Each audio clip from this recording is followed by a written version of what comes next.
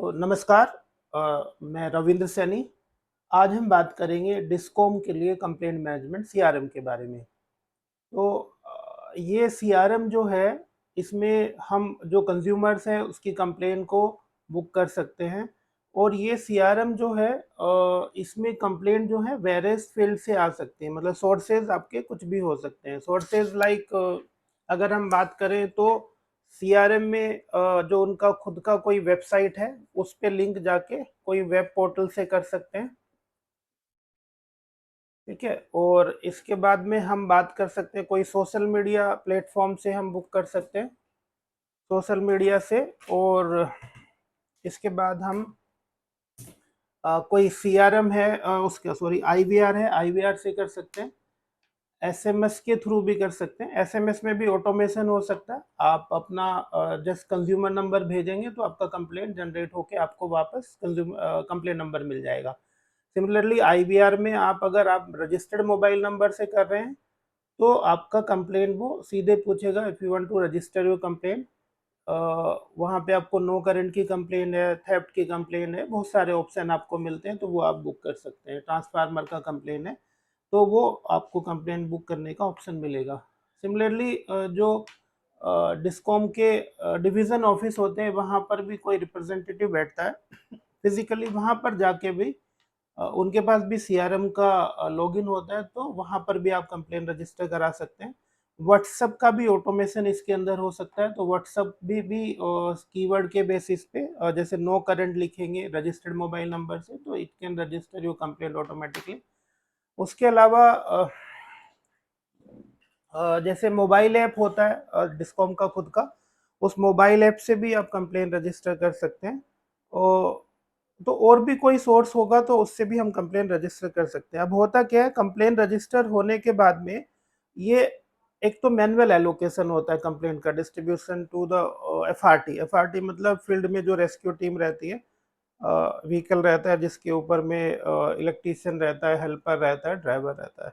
उनके पास में एक टैबलेट रहता है और एक मोबाइल ऐप से इक्विप्ड रहते हैं। वो मोबाइल ऐप में वो कंप्लेंट ऑलरेडी ऑटोमेटिकली पुश हो जाती है बेस्ड ऑन एरिया एंड जो टाइप ऑफ कंप्लेंट है। टाइप ऑफ कंप्लेंट मतलब जो जैसे नॉर्मल कंप्लेंट कंज्यूमर की होती है या जो हाई टेंशन की जो कंप्लेंट होती है, वो अलग अलग कंप्लेंट को डिस्ट्रीब्यूट कर सकते हैं। जहाँ पे जैसे ट्रांसफार्मर चेंज है तो वो गवर्नमेंट के पास चली जाती है, थेफ्ट की कंप्लेंट है तो वो डिपार्टमेंट के पास चली जाती है। तो कंप्लेंट का जो एलोकेशन है, डिस्ट्रीब्यूशन है, वो ऑटोमेटेड होता है, जैसे कि हमने उसमें हायरार्की फीड करी होती है। अब उसके बाद में जैसे हम ऐप पे कंप्लेंट को पुश करते हैं तो वो ऐप पे उसको एक्सेप्ट भी कर सकते हैं और रिजेक्ट भी करने का उनके पास ऑप्शन होता है। कई बार टेरिटरी ऐसे डिफाइन होती है कि वो एलोकेट तो होगी कंप्लेंट लेकिन एक्चुअली उसके एरिया की नहीं थी वो कई बार एरिया ऐसे होता है कि इस जो बेसिकली रोड है उसके दूसरी तरफ में कोई दूसरा एरिया आ जाता है, तो वो कंप्लेंट वो रिजेक्ट करता है। तो उसको मैन्युअली जो सुपरवाइजर या मॉनिटरिंग के लिए लोग बैठे होते हैं वो उस पे रिमार्क्स के साथ आती है, तो वो फर्दर किसी दूसरी एफआरटी को एलोकेट कर देते हैं। अब इसमें एक चीज और होती है कि मॉनिटरिंग होती है, जैसे वो एक्सेप्ट कब करी उसने कंप्लेंट, फिर वो start moving towards the destination, कब वो मूव करना स्टार्ट हुआ, फिर वो कब वहां पर पहुंच गया एफआरटी, और कब उसने स्टार्ट किया वर्क करना, कब उसका क्लोजर हुआ, पार्शियल क्लोजर हुआ कि क्लोजर हुआ। ये सब जो स्टेप्स है वो ऐप में पुश करता रहता है, तो जो कि डैशबोर्ड में हमारे पास सीआरएम में बैकएंड में आता रहता है। और जो मॉनिटर करना है पीछे बैठ के, अगर कोई मॉनिटरिंग कर रहा है तो वो ही कैन और सी कैन सी की what is happening with this particular complaint. कई बार क्या होता है, फॉलो अप आ जाता है, भाई मैंने कंप्लेंट बुक किया था उसका क्या हुआ। तो हमें एक्चुअली हर कंप्लेंट का एक स्टेटस पता रहता है कि वो किस स्टेटस पे अभी है, तो ये आप कंज्यूमर को बता सकते हैं whenever there is a call. Secondly अभी क्या है, उसमें एक एस्केलेशन का रिक्वायरमेंट आता है, तो एस्केलेशन मल्टीपल लेवल की होती है कि किस किस लेवल पे वो कंप्लेंट एस्केलेट हो सकती है। जेई से लेके आपका चीफ इंजीनियर हो, इवन एमडी तक वो जा सकता है। तो कंप्लेंट का एस्केलेशन सिस्टम इसमें ऑटोमेटेड होता है, कोई मैनुअल इंटरवेंशन ना तो एलोकेशन में होती है ना एस्केलेशन में होती, तो ये ऑटोमेटेड सिस्टम होता है। उसके अलावा सीआरएम में इंटीग्रेशन होते हैं। इंटीग्रेशन जो डिपार्टमेंट के पास, डिस्कॉम के पास में स्काडा है, कोई दूसरे एप्लीकेशन चल रहे हैं, बिजली मित्र है और कोई बिलिंग सिस्टम है सॉरी। तो इन सब के साथ में इसका इंटीग्रेशन होता है। कोई मोबाइल ऐप है, वेब पोर्टल है, इवन चीफ मिनिस्टर का कोई पोर्टल होता है, उनके साथ भी इंटीग्रेशन इसका होता है, किया जा सकता है। उसके अलावा जो एसएमएस के साथ में, जैसे हमने इनिशियली बताया, एसएमएस के साथ में इंटीग्रेशन होता है। एसएमएस इनकमिंग कंप्लेंट जनरेट करने के लिए भी होता है, और जो कंप्लेंट के स्टेटस हैं या कंप्लेंट नंबर वगैरह है वो भी जाता है।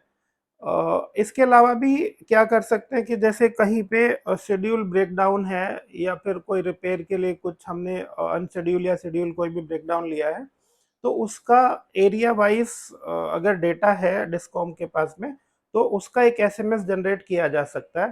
Plus when ever there is a call from that particular consumer, अगर वो कंज्यूमर की मैपिंग है, तो ऑटोमेटिकली आईवीआर उसको बता देगा कि भाई there is a schedule breakdown या unschedule breakdown in your area.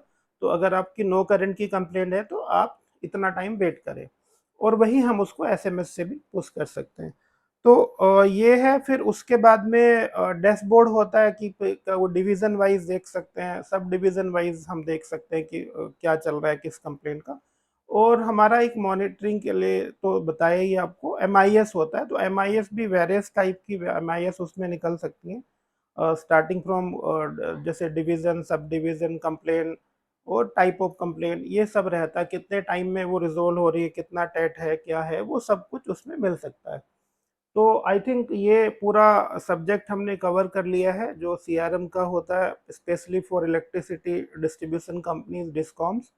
और इसके बारे में अगर आपकी कोई क्वेरी हो, कोई आपको जानना हो इसके बारे में, तो आप हमसे बात कर सकते हैं, आपने कमेंट कर सकते हैं, और you can reach to Arya telecom, www.aryatelecom.net, and you can WhatsApp or call on 9818234511 for any query. Thank you very much. Namaskar.